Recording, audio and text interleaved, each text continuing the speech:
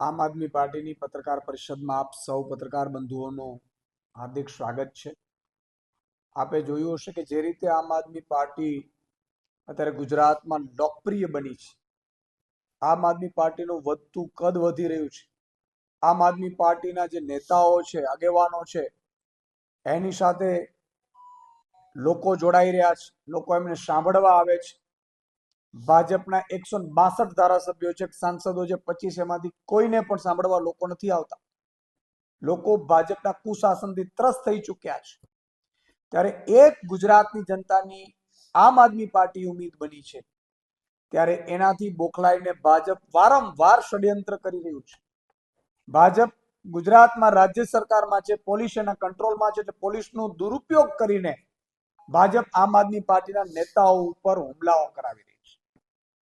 તમે જુઓ કે પહેલા જામનગરમાં ગોપાલભાઈ ઉપર હુમલો થયો, આ પહેલા પણ અમારે છેત્રભાઈ ઉપર પણ હુમલા થયા, જેલમાં નાખવામાં આવ્યા। ગતરોજ અમારા ઓબીસી વિંગના પ્રદેશ અધ્યક્ષ પિયુષ પરમારની આગેવાનીમાં તે 1500 જેટલા ભાજપના અદના કાર્યકર્તાઓ અને નેતાઓ જ્યારે ગોપાલભાઈ ઇટાલિયાના હસ્તે જોડાયા, ત્યારે આ ભાજપ જેનો નેતાને કોઈ સાંભળવા નથી આવતું, ભાજપના નેતાઓને, જે ભાજપના નેતાઓ કોઈ લોકપ્રિય નથી, માત્ર ને માત્ર નરેન્દ્ર મોદીના નામ ઉપર બસી ગયા છે સરકારમાં, એ લોકોએ કેટલી નિમ્ન કક્ષાની રાજનીતિ કરી।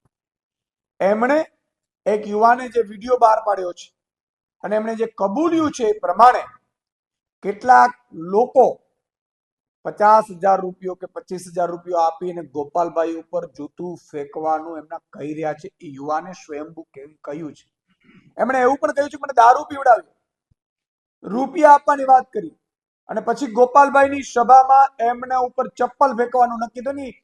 મેં સાંભળ્યું છરી લઈને પણ આવ્યા છે, અમારા પિયુષભાઈએ ત્યાં જે રીતે નિવેદન કર્યું છે એ પ્રમાણે ભાજપ કેટલી નિમ્ન કક્ષાની પાર્ટી છે કે યુવાનોને બરબાદ કરી રહી છે।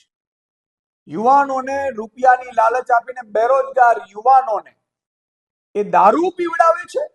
દારૂ પીવડાવીને આમ આદમી પાર્ટીના નેતાઓનું મોરલ ડાઉન થાય, નેગેટિવ મેસેજ જાય, એટલા માટે થઈને જૂતા ફેંકડાવે છે, ફેંકાવે છે, ચપ્પલ ફેંકાવડાવે છે। આ યુવાનોને ખરેખર ખતમ કરવા માટે મને લાગે છે કે ભાજપ નીકળી છે। આ હદે એક તો આ હુમલાઓ પરથી 3 વસ્તુ નક્કી થઈ છે કે આ ભાજપે હુમલો કરાવડાવ્યો છે। આ યુવાનનો આપને હમણાં વિડીયો પણ આપીશ, આપ પાસે હશે પણ ખરું। યુવાન કબૂલે છે કે મને 50,000 રૂપિયો કહેવામાં આવ્યો, મને દારૂ પીવડાવવામાં આવ્યું। દારૂ પીવડાવવામાં આવ્યું એવું યુવાન કહે છે, પછી પોલીસ એને પકડી લઈ જાય છે તો દારૂની વાસ નથી આવતી। ઈશુદાન ગઢવી જિંદગીમાં દારૂ નતો પીતો તો એફએસએલ માંથી પાછા રિપોર્ટ આવી જાય છે પોઝિટિવ। જ્યારે આ યુવાનને દારૂ પીધેલો છે તો એ પોલીસ પકડતા નથી। એનો અર્થ એ થયો કે ભાજપના નેતાઓ અને પોલીસે મિલીભગત થઈ અને ત્યાં ગોપાલભાઈ ઉપર હુમલો કર્યો છે। આજે ગોપાલભાઈ ઉપર મેં તો સાંભળ્યું છે જાન લેવા હુમલો કરવાનો પ્રયાસ હતો, છરીઓ લઈને આવ્યા। શું એક પટેલનો દીકરો, પાટીદાર સમાજનો એક યુવાન ગુજરાતમાં શું વિસાવદર જીત્યો અને ગુજરાતની જનતાનો અવાજ બને છે? એટલું બધું ભાજપને ખટકી રહ્યું છે? ભાજપ આટલું બધું પાટીદારોથી નફરત કરે છે? ભાજપ આ શું કરી રહી છે? આ પહેલા પણ કેશુબાપાના હાલ ભાજપે કેવા કર્યા હતા? આ પહેલા એની પહેલા કેટલા એવા નેતાઓ છે કે જેમણે એની કારકિર્દીઓ ભાજપે ખતમ કરી છે પાટીદાર આગેવાનોની? ફરીથી ગોપાલભાઈ જે પાટીદાર યુવાન છે, પાટીદારોમાં ત્યારે લોકપ્રિય બન્યા છે, ત્યારે પાટીદાર યુવાન ઉપર જાન લેવા હુમલો કરવાનું ષડયંત્ર ભાજપના રાજમાં થયું છે। માનનીય મુખ્યમંત્રી અને ગૃહમંત્રીએ કાં તો સ્વીકારવું પડે કે એમણે હુમલો કરાવડાવ્યો છે, કાં તો એ સ્વીકારવું પડે કે એમને સરકાર ચલાવતા આવડતી નથી અને કાયદો વ્યવસ્થા ચલાવતા આવડતું નથી। બે વસ્તુ સાબિત થાય છે। અને આ જે રીતે અત્યારે આ આપણે હું દેખાવી રહ્યો છું, આપ જુઓ, રામજીભાઈ ભકાભાઈ એનો છોકરો નીત ને બીજા એક ભાઈ હતા, એનું નામ છે ભરતભાઈ, ને એક બીજા વ્યક્તિ હતા, કે હું સાહેબ છે ને મિનિસ્ટર છે, કે તમારે આ રીતે કામ કરવાનું છે ભાઈ, કે તમારી કે એને જૂતું મારવાનું છે, કે આવું કામ કરવાનું છે, તમને પૈસા મળશે, આ રીતના પૈસા મળે પણ કે હું તમને અડધા કરાવી દઈએ એમ કહેતા હતા।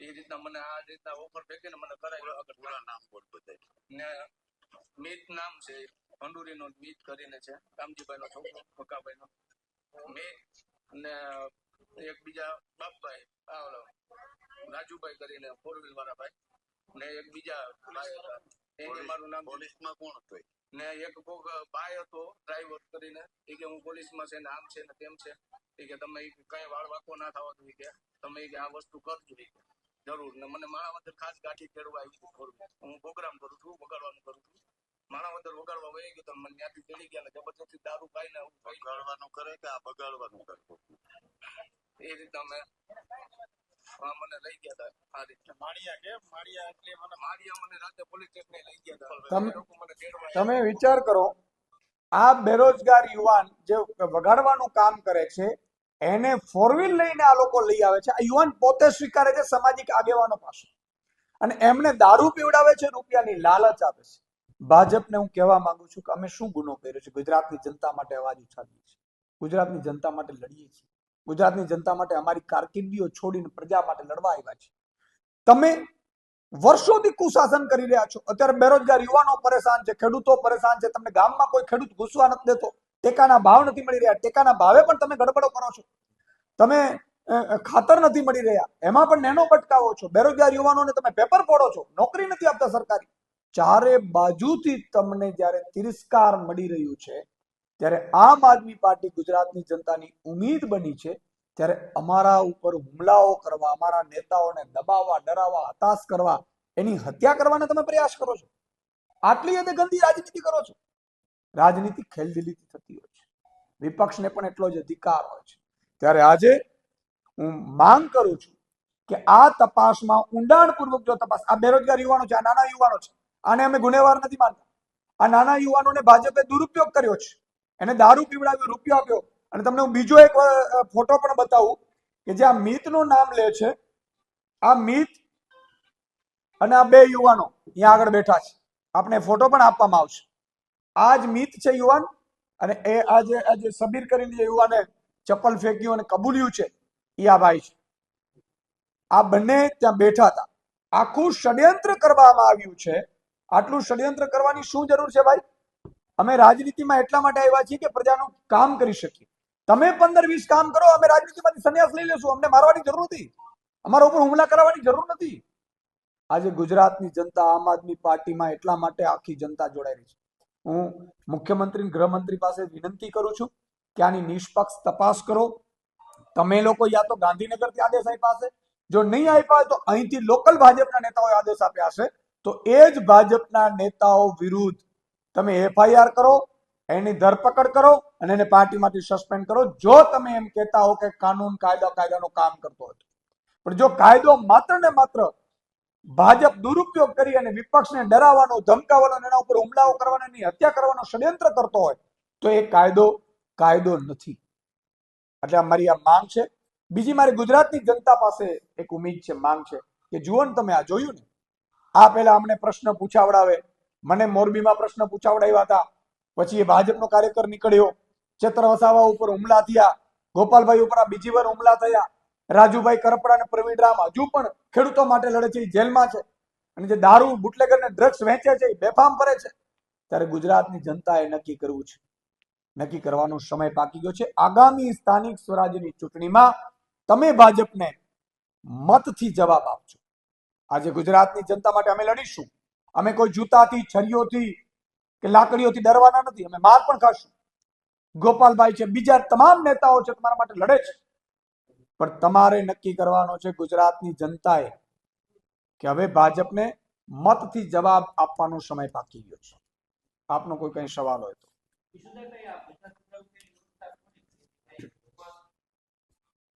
અમે એ જ કહીએ છીએ કે 25,000 કે 50,000 ની વાત થઈ, 4 વ્હીલ થી લેવા ગયા યુવાનને. આ યુવાન પોતે કબૂલે છે કે મને આવું કહેવામાં આવ્યું, અને એ યુવાન કહે છે કે મેં દારૂ પણ પીધેલો છે. દારૂ ક્યાંથી આવ્યો છે? કારણ કે ગુજરાતમાં દારૂ લાવવો હોય ભાજપ સિવાય કોઈ લાવી ન શકે. વિપક્ષને તો ભાઈ એમને મેં અંદર કરી દે. તો ભાજપે દારૂ લાવ્યા છે, આમાં પોલીસ મિત્રનું નામ બોલે છે. એટલે કોઈ મોટા નેતાએ કોકને સૂચના આપી છે, અધિકારીને, એને પોલીસને પણ મોકલ્યો છે આ યુવાનને હિંમત મળે એટલે કે તું ડરતો નહીં, તને કાંઈ નહીં થાય. નહીં તો એને એવું તો પ્રજા કદાચ ડીબી નાખે તો તમે જુઓ ત્યાં પણ પ્રજાએ ડીબી નાખ્યા હતા યુવાનને. એટલે આ યુવાનને દારૂ પીધો એની તપાસ નથી થઈ, એને પૂછપરછ નથી થઈ. અને હજુ પણ મને શંકા છે કે ભાજપ આ યુવાનને ઉપાડી લેવડાવી દેશે, ફરીથી કોઈ નિવેદનો વિરોધમાં કરાવડાવશે અને આમ આદમી પાર્ટીને બદનામ કરવાની કોશિશ હજુ પણ કરશે. મને પૂરી શંકા છે. યોગ્ય તપાસ નહીં કરે. આજ રાજકોટના મીડિયા સામે મેં પેલી સીટની રચના થઈ હતી ટીઆરબી ઝોનમાં, મેં પહેલા પણ કીધું હતું અને તમામ સીટોને મેં ખુલ્લી પાડી હતી. સીટોની રચના થઈ, શું થયું? આજે એ જ સીટની રચના આજ રાજકોટના મીડિયાએ આટલા મહિનાઓ પછી જોઈ લીધું. ચમરબંધી ને ચોરીસું કોઈ ચમરબંધીને પકડ્યું નથી. તમામ અધિકારીઓ ખુલ્લા ફરે સીટ ઢાંકવાનું કામ કર્યું છે. અહીંયા પણ ભાજપની પોલીસ આખું ષડયંત્ર પોતે રચ્યું છે. ભાજપે હુમલા પોતે કરાવડાવ્યા છે, રૂપિયા પોતે આપ્યા છે, ગાડી પોતાની છે, છતાં એ ઢાંકવાનો પ્રયાસ કરશે. અમારી પાસે લડવા સિવાય, અવાજ ઉઠાવવા સિવાય અમારી પાસે કશું જ નથી. એટલે હું જનતાને વારંવાર વિનંતી કરું છું કે હવે ભાજપને તમે મતથી જવાબ આપજો, નહીં તો તમારા મારા દીકરાનો પણ આવી રીતે કરતા વાર નહીં લાગે.